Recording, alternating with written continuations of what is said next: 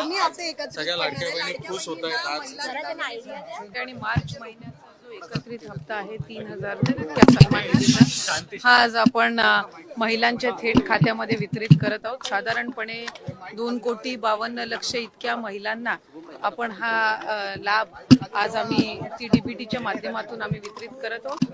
आम्ही या दोन्ही महिन्याचा लाभ आज महायुतीच्या सरकारच्या माध्यमातून राज्याचे मुख्यमंत्री आणि दोन्ही उपमुख्यमंत्री यांच्या सूचनेनुसार आज सुरुवात केलेली आहे.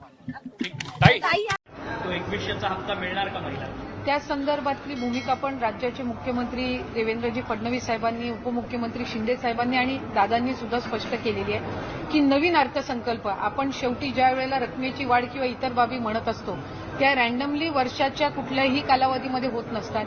आम्ही ही योजना ज्या वेळेला जाहीर केली त्यावेळेला सुद्धा ती बजेटमध्ये ती योजना आपण आणलेली होती आणि तिथून ती सुरू झालेली होती.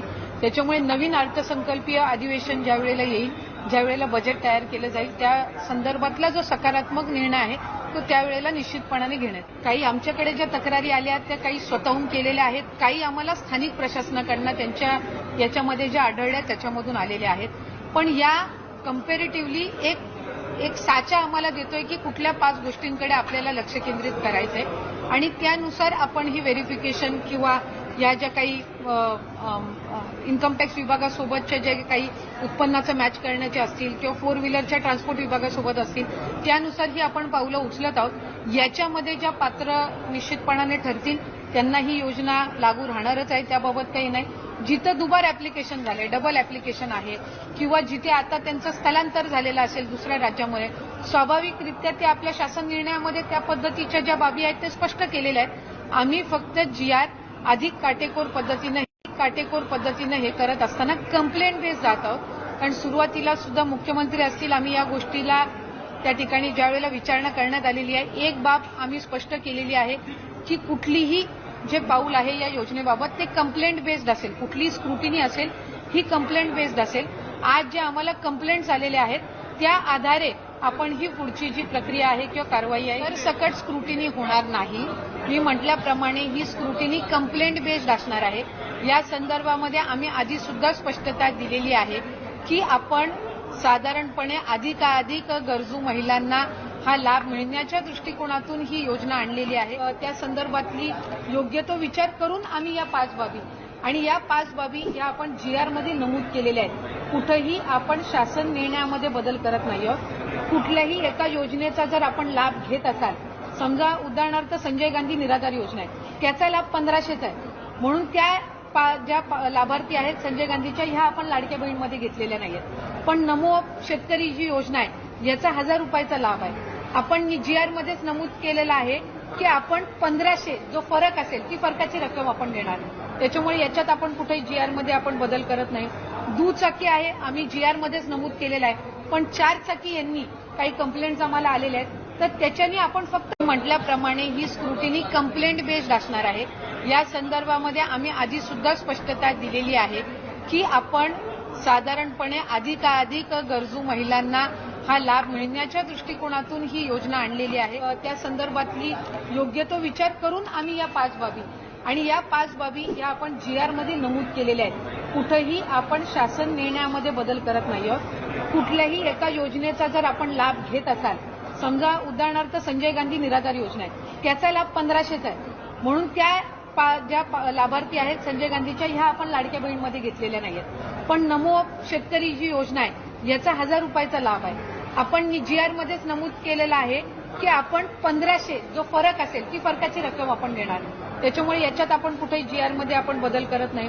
दुचाकी आहे आम्ही GR मध्येच नमूद केलेलं आहे पण 4 चाकी यांनी काही कंप्लेंट्स आम्हाला आलेल्या आहेत तर त्याच्यानी आपण फक्त त्याच मुद्द्याची आपण महाराष्ट्र आपण स्क्रुटिनी करतोय.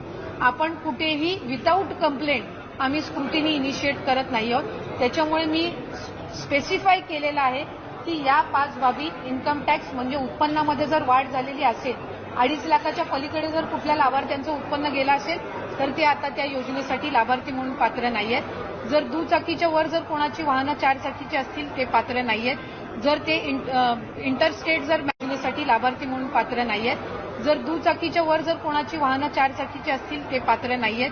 जर ते इंटरस्टेट जर मॅरेजेस झालेले असतील तर ते आता त्याच्यासाठी पात्र नाही आहेत. सरकारी नोकरी लागली असेल तर ते पात्र नाही आहेत. आणि आधार कार्ड आणि बँकचं हे जर नावामध्ये फरक असेल आणि त्यांनी ती लक्षात आणून दिलेली आहे तर ते पात्र नाहीत. पण याच 5 बाबींवर आपण पॅन महाराष्ट्र जे आहे ती आपण त्या संदर्भातली योग्य ती पावलं उचलत आहोत. नाही, विषय याच्यामध्ये सरकारचा निधी वाचवणं नाहीये, कारण आम्ही सुरुवातीच्या कालावधीपासूनच 2.5 कोटी लाभार्थी आपले असतील हे आम्ही विभाग म्हणून सुद्धा धरून चाललेलो होतो. जेव्हा बजेटची सुद्धा घोषणा झाली त्याच्यानंतर सुद्धा 2.5 कोटी लाभार्थी हे साधारणपणे रफली मॅक्सिमम असतील हा एक त्याच्यामुळे पैसे वाचवणं किंवा निधी वाचवणं हा विषय नाहीये. याच्यामध्ये ज्या काही कंप्लेंट्स मधल्या कालावधीमध्ये आल्या आणि त्या फक्त स्थानिक प्रशासन किंवा तिथल्या यांच्याकडून आल्या नाहीत तर वेगवेगळ्या माध्यमांकडून सुद्धा त्या आमच्याकडे येत होत्या. कारण बरेचसे माध्यमं सुद्धा आम्हाला हे करायची की अशा काही स्थानिक पातळीवर आम्ही मीडियामध्ये ज्या वेळेला आम्ही चर्चा करत असतो त्यावेळेला अशा पद्धतीची जी रियालिटी तर त्यानुसार आपण जात आहोत. याच्यामध्ये कुठेही पैसे वाचवणं किंवा या सगळ्या बाबींचं हे नाहीये. आम्ही पहा, आत्ताच माध्यमांशी बोलताना अदिती तटकरे मॅडम यांनी सांगितलेलं आहे की लाडक्या बहिणींना 21 रुपये लवकरच खात्यात जमा होणार आहेत. त्याची दाट शक्यता आहे आणि आपल्याला 21 रुपये वाटप हे उद्यापासून सुद्धा पाहायला मिळू शकतं. एप्रिल महिन्याचा 21 रुपयांचा हप्ता हा आपल्या लाडक्या बहिणींना मिळू शकतो, परंतु हे सरसकट वाटप होणार नाही. कारण आपण जर बघितलं तर आता अर्ज पडताळणी ही सुरू करण्यात आलेली आहे आणि फेब्रुवारी आणि मार्च महिन्याचा सुद्धा हप्ता लाडक्या बहिणींना जमा अजूनही व्हायला सुरुवात आहे. सोबत साडी वाटप सुद्धा होत आहे. गॅस सिलेंडरचे पैसे सुद्धा लाडक्या बहिणींना आज आणि उद्यामध्ये पाहायला मिळणार आहेत. तर त्यासाठी तुम्हाला काय करावं लागणार आहे डिटेलमध्ये माहिती आपण या व्हिडिओमध्ये पाहणार आहोत. संपूर्ण माहिती या व्हिडिओमध्ये बघा. सगळ्यात महत्त्वाचं काय तर सगळ्यात महत्त्वाचं सरसकट वाटप हे होणार नाही. लाडक्या बहिणींना काही महत्त्वाची कामे इथे करावी लागणार आहेत, जसं की उत्पन्नाचा दाखला काढणे, दुसरं म्हणजे रेशन कार्डची EKYC करणे. अशा सर्व महत्त्वाच्या गोष्टी बाबी लाडक्या बहिणींना करण्यात आल्या पाहिजे. नाहीतर एप्रिल महिन्याचा 21 रुपयांचा हप्ता हा लाडक्या बहिणींना देण्यात येणार नाही. त्याच्यामध्ये तुम्हाला भरपूर अडचणी ह्या फेस कराव्या लागणार आहेत. तर सगळ्यात महत्त्वाचं काम तुम्हाला जे करायचं आहे ते मी तुम्हाला आता सांगितलेलं आहे. ते म्हणजे काय तर तुमचं आधार कार्ड, रेशन कार्ड आणि तुमचे जे काय उत्पन्नाचा दाखला आहे ही सर्व कागदपत्रे काढून ठेवा. आणि तुम्हाला गॅस सिलेंडरसाठी जर काम करायचं आहे ते म्हणजे गॅसची EKYC करणं. गॅसची EKYC करा. सोबतच तुमचं जे गॅस कनेक्शन आहे ते महिलेच्या नावावर करून घ्या.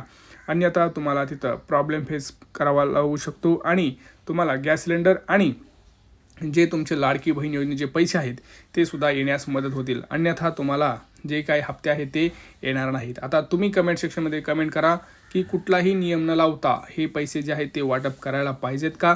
कारण मला स्वतःला तरी वाटतं की हे कुठलाही नियम न लावता हे पैसे जे आहेत ते वितरण करायला पाहिजे. आणि त्याच्यामध्ये कुठलाही नवीन नियम तर लावूच नाही, परंतु सरसकट सर्व लाडक्या बहिणींना हे वितरण केलं पाहिजे. कमेंट सेक्शनमध्ये कमेंट करा. चॅनलला आपल्या सबस्क्राईब करा. व्हिडिओला लाईक करा आणि तुमचं मत नक्की कळवा. सरकारपर्यंत तुमचं मत नक्की पोचवा आणि तुमचे कमेंटसुद्धा नक्की याच्यामध्ये मांडा.